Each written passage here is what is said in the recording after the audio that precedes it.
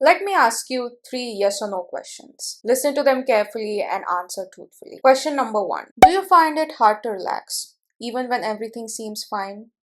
Do you replay conversations in your head long after they're over? Do you struggle to enjoy the present moment because your mind is busy thinking about what could go wrong next? If you have answered yes to two or more of these questions, it is likely that you have experienced anxiety or are experiencing it right now. Hello everyone, welcome back to the channel. I am Runal, a mental health practitioner from India, and today we are going to talk about anxiety.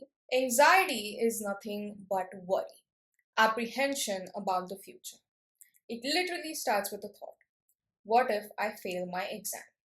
This one thought is caught by our attention, and now we are producing 100 different thoughts in relation to this. We are giving ourselves evidence of how we could actually fail this test. Now, as we are going through these thoughts, our body starts to tense up. We start feeling restless, we start feeling jittery, our chest feels tight, we feel like we are going to throw up, our muscles are all contracted. It's a very dramatic reaction to this one thought that is occurring in our body. It's actually crazy how just one thing that has caught our attention produces so much distress in our body. Now, you might ask, why do we even feel anxiety? Actually, anxiety is a very important element for our survival. I like how Emma Stone put it in one of her interviews. Anxiety is like I feel so lucky to be anxious. Yeah. I think it can be sort of like a superpower sometimes. Anxiety is very activating. It gets you out of bed. You kind of can't just stay in one place. It sort of forces you to keep moving. I don't know. I find a lot of positive. This is a very interesting way to describe what anxiety is. It's definitely what she says. It's a motivator. It helps us to get out of bed. It helps us to get on with our day. So then how does anxiety show up in our day-to-day life? Many people think that anxiety looks very obvious. They imagine panic attacks, shaking hands, hyperventilation. And yes, it can look like that. But often anxiety is much quieter. Sometimes anxiety looks like overthinking every single text message, reading into punctuation, replaying conversations, wondering if you said too much, too little, or even anything right. Sometimes anxiety looks like procrastination, not because you're lazy, but just starting something, beginning something feels much worse. It's very overwhelming. Sometimes anxiety looks like perfectionism. If everything is flawless, maybe nothing could go wrong. Sometimes it might even look like irritability, because a tired nervous system has very less patience. And sometimes anxiety might even look like being busy all the time, because silence allows other feelings to catch up. And sometimes anxiety looks like needing certainty before taking any step. But the fun part is life is never certain and we'll never know for sure. So then when does anxiety become a disorder? As I said, anxiety in itself is normal. We all experience it. It's a survival instinct. But anxiety becomes a disorder when it starts shrinking your life. When fear dictates what you do, who you meet, who do you speak to, how much you sleep, how much you function, what opportunities you take. When the reaction itself becomes much more than what the reality is, or when your thoughts feel like they're impossible to control. And then eventually, when our world becomes organized around avoidance of uncomfortable situations or discomfort. And this is where asking for help is very important. As we go to a doctor whenever we're feeling ill, with a simple cold even, we go to the doctor, get our medicines. It is important that we reach out to a professional who would help us through all of this. Now, what happens in your body when you're feeling anxiety? Anxiety is not all in your head. We also experience a bunch of physical symptoms as I described before. So, your brain has a threat detection system. When it senses any danger, it triggers that system. So we go into a survival mode. So that is the reason why our heart starts racing, our breathing changes. Also, stress hormones are released, so cortisol is released, our muscles tense up, and our digestion slows down. All of this happens when we experience or when we perceive that there is some danger in front of us. This response is actually great during emergencies. This is exactly what you want when you are in real danger. But it sort of becomes exhausting when this is getting triggered by emails, phone calls, text messages, social interactions, uncertainty, expectations, memories, and so on. So now your body is constantly in this mode of survival instead of thriving. So, then how to deal with this anxiety effectively? First, we need to stop bullying ourselves out of it. You cannot shame your nervous system out of this feeling.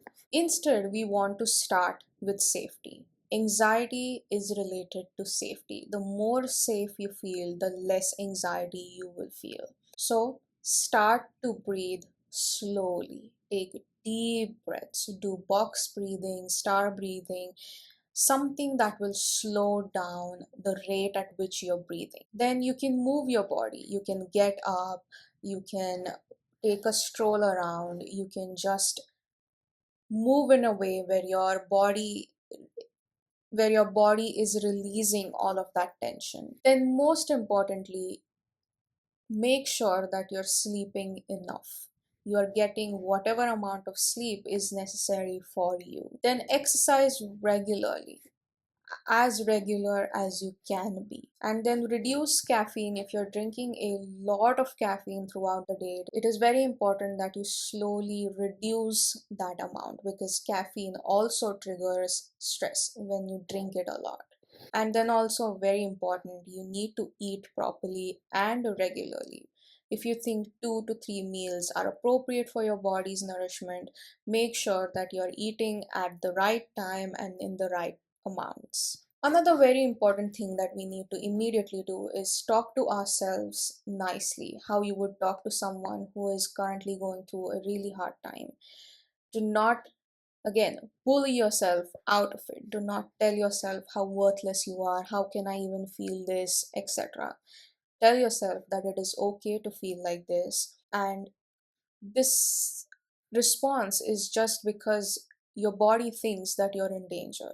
So you need to keep telling yourself that it is okay, you are safe, you're protected. Anxiety is also related to uncertainty. We are really afraid of uncertainty for the right reasons, I understand. But the more we appreciate, the more we are aware of the fact that we'll never ever have the right answer. We will never know what is going to happen next. The more we tell ourselves that, the better our relationship becomes with uncertainty. So just embrace it. Tell yourself it's okay. Right now, I don't know what is going to happen, but I know I have faith in myself that I will make through it. Also, anxiety is a lot about avoidance. We like to avoid things that we don't want to do. We feel really uncomfortable with doing things that are unimaginable for us. So it produces more and more anxiety the more you avoid whatever you are trying to face. So every time you feel like this, instead of running away, maybe take a step closer. Tell yourself that I'll be safe, I am protected by my own self, and I can do this. If you think, for example, driving on the road is something that produces anxiety in you, try to drive around somewhere that is safe and you won't feel that kind of repulsive reaction to driving. Slowly but surely take few steps ahead so that you stop feeling that anxiety. It is a journey. It will take a minute for you to completely feel okay with this element that you're trying to face. But the more you'll avoid it, the more it will produce anxiety within you. So, anxiety is not bad, it's something really important for our survival. If we are not feeling motivated, we won't even feel like waking up and doing something in our day-to-day life. So anxiety is sort of weirdly helping us to keep moving ahead. But it is important that we don't turn this into a disorder. We are not letting anxiety dictate our life. We are not letting anxiety dictate our decisions. So it is important to look at yourself in your mind and see what all things are making you anxious. You can write them down, and firstly, just start talking to yourself nicely and tell yourself that it is okay to be uncertain. Literally, everything is uncertain. Nobody has a certain answer to anything. And quit avoiding what you think is going to be so hard. It will get better with practice. Everything gets better with practice.